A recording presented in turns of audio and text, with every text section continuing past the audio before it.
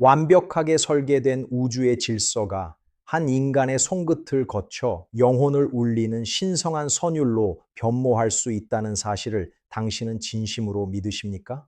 안녕하십니까? 오늘은 서양 음악의 거대한 뿌리이자 음악의 아버지로 추앙받는 요한 제바스티안 바흐의 삶과 그 속에 숨겨진 엄격한 질서의 미학을 심층적으로 탐구해 보겠습니다. 1985년 아이젠하우에서 시작된 그의 위대한 여정은 단순한 음악적 성취를 넘어 인류 지성사의 한 획을 그은 철학적 사건과도 같습니다. 지금부터 우리는 시간을 거슬러 올라가 그의 발자취를 하나씩 정밀하게 추적하며 그가 구축한 견고한 선율의 성벽 안으로 들어가 볼 것입니다. 진지한 성찰의 시간이 되시길 바랍니다. 요한 제바스티안 바흐의 혈통은 7대에 걸쳐 50명 이상의 음악가를 배출한 유럽 역사상 유례를 찾아볼 수 없는 독보적인 가문이었습니다. 1285년 그가 태어난 아이젠하흐는 당시 인구 약 6천 명의 작은 도시였으나 이곳의 음악적 공적 활동은 모두 바흐 가문의 통제 아래 있었습니다. 10세의 어린 나이에 부모를 모두 여인 그는 형 요한 크리스토프의 엄격한 지도 아래 파헬벨 학파의 정교한 건반 기술을 습득하기 시작했습니다. 매일 밤 달빛 아래서 몰래 형의 악보를 필사하던 그의 집념은 훗날 그가 보여줄 초인적인 집중력의 원천이 되었습니다. 당시 독일 사회의 길드 체제는 그에게 직업적 안정감을 제공함과 동시에 예술적 완성도를 향한 엄격한 규율을 부여하였습니다. 아이젠하흐의 성 거르크 교회에서 울려 퍼지던 오르간 소리는 소년 바흐에게 신성한 음악적 질서의 첫 씨앗을 심어주었습니다. 1995년부터 오르드루프에서 보낸 5년의 시간은 그가 건반 악기의 기계적 구조를 완벽히 이해하는 공학적 사고의 기틀을 마련한 시기입니다. 바흐 가문의 집안 모임에서는 수십 명의 친척이 모여 즉흥적인 합창과 합주를 즐겼으며 이는 그에게 음악이 곧 공동체의 언어임을 깨닫게 했습니다. 그가 남긴 초기 필사본들은 당시 유행하던 프랑스와 이탈리아 양식을 정교하게 분석한 흔적들로 가득 차 있어 그의 학구적 태도를 증명합니다. 인구 밀도가 낮았던 튀링겐 지방의 고요한 숲길을 걸으며 소녀는 자연의 소리에서 수학적 비율을 찾아내는 비범한 능력을 발휘하였습니다. 700년 봄 15세의 바흐는 장학금을 받기 위해 북쪽으로 300km나 떨어진 르네부르크 성 마이클 학교로 향하는 장거리 여정에 올랐습니다. 그곳에서의 3년은 그에게 단순한 음악 교육을 넘어 문학신학 그리고 라틴어라는 지적 토대를 형성하게 한 가장 중요한 형성기였습니다. 그는 학교의 방대한 도서관에서 중세부터 당대에 이르는 수천 권의 악보들을 탐독하며 음악적 지평을 유럽 전역으로 무한히 확장했습니다. 특히 북독일 오르간 학파의 거장뱀의 연주를 직접 듣기 위해 수십 킬로미터를 걸어 다녔던 열정은 그의 예술적 갈증을 증명합니다. 얄위네부르크는 당시 소금 산업으로 부유한 도시였으며 이는 학교의 풍부한 재정과 수준 높은 음악적 인프라를 가능하게 한 경제적 기반이었습니다. 1703년 아른슈타트 신교회의 오르가니스트로 부임한 18세의 바흐는 연간 50플로린이라는 파격적인 급여를 받으며 실험적 연주를 시작했습니다. 75년 가을 그는 거장 부크스테우데의 음악적 비밀을 전수받기 위해 400km에 달하는 리베크 여정을 도보로 감행하는 초인적 의지를 보였습니다. 1708년 바이마르 공국의 궁정 오르가니스트로 자리를 옮긴 이후 9년 동안 그는 오르간 음악의 모든 가능성을 집대성하며 100여 곡을 남겼습니다. 1717년 코에텐의 러폴트 대공 밑으로 이직한 그는 종교적 제약에서 벗어나 기악 음악의 자유로운 비상을 꿈꾸며 자신의 예술적 황금기를 맞이했습니다. 1723년 라이프치히 성 토마스 교회의 칸토르로 부임한 바흐는 이후 27년 동안 매주 새로운 칸타타를 작곡해야 하는 가혹한 업무 강도를 견뎠습니다. 생애 마지막 10년 동안 바흐는 외부와의 교류를 최소화한 채 대위법의 정수를 집대성하는 푸가의 기법과 음악적 헌정에 모든 에너지를 몰두했습니다. 사후 한동안 잊혔던 그의 이름은 1829년 멘델스존에 의한 마테 순환곡 재연을 기점으로 전 세계적인 추앙의 대상으로 다시 화려하게 부활하게 되었습니다. 요한 제바스티안 바흐의 가계는 7대에 걸쳐 50명 이상의 음악 전문가를 배출한 유럽사에서 독보적인 혈통입니다. 1985년 그가 태어난 아이젠하흐는 인구 약 6천 명의 소도시였으나 음악 활동은 모두 바흐 가문이 관장했습니다. 10세의 부모를 잃은 소년 바흐는 형 요한 크리스토프의 지도 아래 파헬벨 학파의 건반 기술을 연마하기 시작했습니다. 달빛 아래서 형의 악보를 몰래 필사하던 어린 시절의 집념은 거장이 보여줄 초인적 집중력의 근간이 되었습니다. 당시 독일 사회의 음악 길드 체제는 바흐에게 직업적 안정성과 함께 예술적 완성도를 향한 엄격한 규율을 부여했습니다. 아이제나흐의 성커르크 교회에서 울려 퍼지던 장엄한 오르간 선율은 신성한 질서의 첫 씨앗을 심어주었습니다. 오르드루프에서의 5년은 건반 악기의 복잡한 기계 구조를 공학적으로 이해하며 음악적 기틀을 마련한 핵심 시기입니다. 친척들이 모여 즐겼던 즉흥적인 합창과 합주는 바흐에게 음악이 곧 공동체의 언어임을 깨닫게 하는 계기였습니다. 르네부르크 성 마이클 학교의 방대한 도서관에서 그는 유럽 전역의 악보들을 탐독하며 지적 지평을 무한히 확장했습니다. 거장뱀의 연주를 듣기 위해 수십 킬로미터를 걸어 다녔던 열정은 소년의 예술적 갈증이 얼마나 컸는지 증명합니다. 1708년 바이마르 궁정 오르가니스트로 부임한 바흐는 매달 새로운 칸타타를 작곡해야 하는 엄격한 의무를 수행했습니다. 바이마르 궁정 예배당의 웅장한 천장 아래서 그는 이탈리아 협주곡 양식을 독일적 대위법과 완벽하게 융합시켰습니다. 1717년 코에텐으로 자리를 옮긴 바흐는 종교적 제약에서 벗어나 순수 기악 음악의 가능성을 극한으로 탐구했습니다. 1721년 헌정된 브란덴부르크 협주곡은 각 악기의 독립적 선율이 유기적으로 결합하는 고도의 지적 설계를 담고 있습니다. 라이프치히의 성 토마스 학교에서 바흐는 소년 합창단을 지도하며 무질서한 음표들을 엄격한 질서 안으로 인도했습니다. 교실을 가득 채운 어린 학생들의 노랫소리는 바흐의 철저한 교육 철학 아래 천상의 화음으로 다듬어져 갔습니다. 1727년 초연된 마테 순항옥은 두 개의 합창단과 오케스트라가 층을 이루어 인간의 죄와 구원을 장엄하게 노래했습니다. 서재에 보관된 80여 권의 신학 서적들은 그의 음악이 단순한 기술이 아닌 깊은 신앙의 뿌리 위에 있음을 보여줍니다. 시력을 완전히 상실한 어둠 속에서도 바흐는 제자에게 마지막 유작인 푸가의 기법을 구술하며 집념을 불태웠습니다.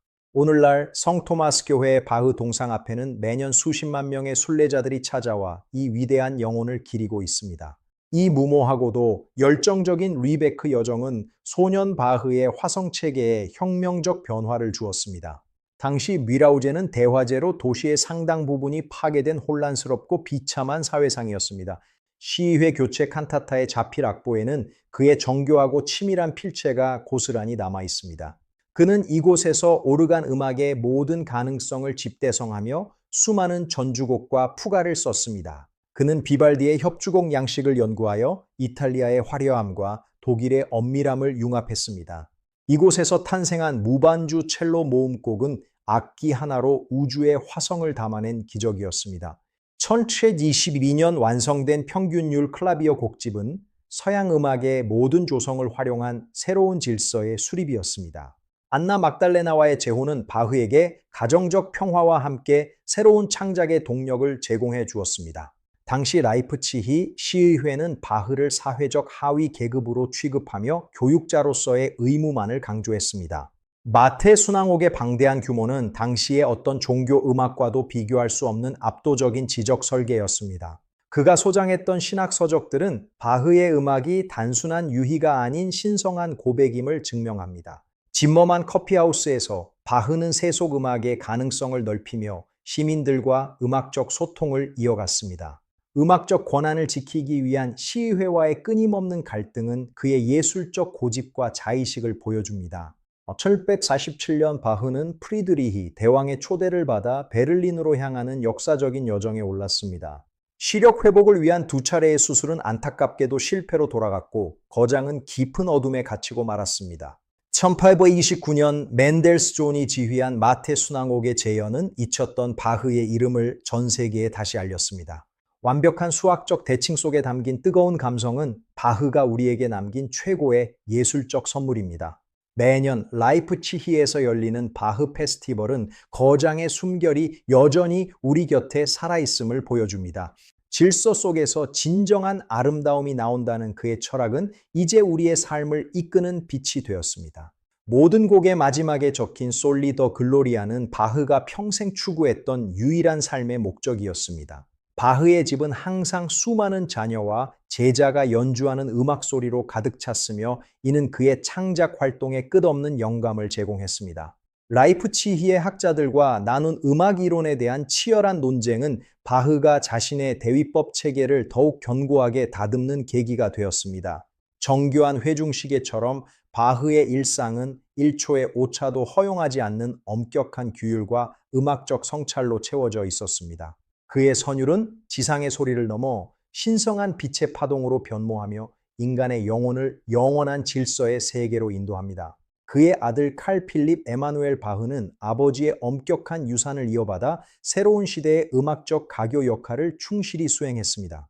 라이프치히의 차가운 겨울 시장 풍경조차 바흐에게는 삶의 역동성과 음의 조화를 발견하게 하는 소중한 영감의 원천이었습니다. 기펜 끝에서 흘러나온 잉크가 악보 위에 질서를 세우는 순간 인류의 지성사는 새로운 음악적 지평을 맞이하게 되었습니다. 프리드리히 대왕 앞에서 즉흥적으로 연주한 주제는 훗날 음악적 헌정이라는 위대한 논리적 건축물로 재탄생했습니다. 최첨단 디지털 스튜디오에서도 바흐의 악보는 여전히 모든 음악적 창조의 표준이자 마르지 않는 영감의 샘으로 존재합니다. 바흐의 기악곡들은 악기 본연의 물리적 한계를 시험하며 소리의 질감을 극한의 질서 안으로 밀어넣었습니다. 석양이 지는 라이프치히의 플라이세 강가에서 그는 우주의 운행과 흐르는 물의 리듬이 음악과 일치함을 통찰했습니다. 때로는 서민적인 선술집의 민요 선율에서도 그는 신성한 대위법의 원형을 발견하여 자신의 곡에 녹여냈습니다. 그의 생애 후반부를 장식한 대미사곡 비단조는 인류가 소리로 쌓아 올린 가장 거대한 지적 성전 중 하나입니다. 성 토마스 학교의 어린 제자들에게 바흐는 단순한 기술자가 아닌 우주의 법칙을 전수하는 엄격한 스승이었습니다. 오르간의 수많은 스탑을 조절하는 그의 손길은 복잡한 기계 장치를 다루는 공학자의 정교함과 닮아 있었습니다. 음악적 헌정에 담긴 수학적 대칭과 논리적 구조는 인간의 이성이 도달할 수 있는 최고의 경지를 웅변합니다. 계몽주의 시대의 화려한 궁정에서도 바흐의 음악은 단순한 유희를 넘어 진리를 탐구하는 철학적 도구였습니다. 라이프치히 차가운 돌바닥 아래 잠든 거장의 육신은 이제 불멸의 음표가 되어 우리들의 가슴 속에 살아 있습니다. 수백 년의 세월을 뛰어넘어 바흐의 질서는 현대 음악의 근간을 이루며 변함없는 생명력을 과시하고 있습니다. 차가운 금속관을 통해 울려 퍼지는 오르간의 진동은 바흐가 신에게 바치는 가장 뜨겁고도 정교한 기원이었습니다. 안개 자욱한 튀링겐의 숲길을 걸으며 그는 자연의 무질서 속에서 영원히 변치 않는 수학적 조화를 발견해냈습니다. 기하학적인 정밀함으로 설계된 그의 대위법은 단순한 예술을 넘어 우주의 운행 원리를 증명하는 논리적 수단이었습니다. 예배를 위해 모인 공동체에게 바흐의 음악은 일상의 고단함을 씻어주고 신성한 질서의 평안을 선사하는 축복이었습니다. 라틴어 문헌과 신학 서적들로 가득 찬 그의 서재는 바흐의 음악이 깊은 인문학적 토대 위에 서 있음을 말해줍니다. 밤하늘의 별빛 아래 우뚝 솟은 성 토마스 교회처럼 바흐의 유산은 인류의 어두운 밤을 밝히는 영원한 등불입니다. 악보 마지막에 남긴 그의 서명은 한 인간이 자신의 시대에 성실히 응답하며 세운 완벽한 질서의 마침표였습니다. 악기를 조율하는 적막한 순간조차 바흐에게는 새로운 질서가 탄생하기 전에 숭고한 기다림과도 같았습니다. 대성당 바닥에 드리워진 긴 그림자 사이로 흐르는 빛처럼 그의 음악은 보이지 않는 신의 숨결을 시각화하였습니다. 1000개가 넘는 BW 무비 작품 번호들은 각각이 독립된 소우주를 형성하며 질서 있는 아름다움의 극치를 보여줍니다. 오늘 우리는 요한 제바스티안 바흐라는 거대한 산맥을 함께 넘으며 그가 남긴 불멸의 질서와 아름다움을 목격하였습니다. 긴 시간 함께 해주셔서 진심으로 감사드립니다. 만약 이번 여정이 당신의 영혼에 작은 울림을 주었다면 구독과 좋아요를 눌러주세요. 저의 이야기가 당신의 영혼을 오랫동안 풍요롭게 적셔줄 양분이 될 것임을 약속드립니다. 구독과 좋아요 부탁드립니다. 감사합니다.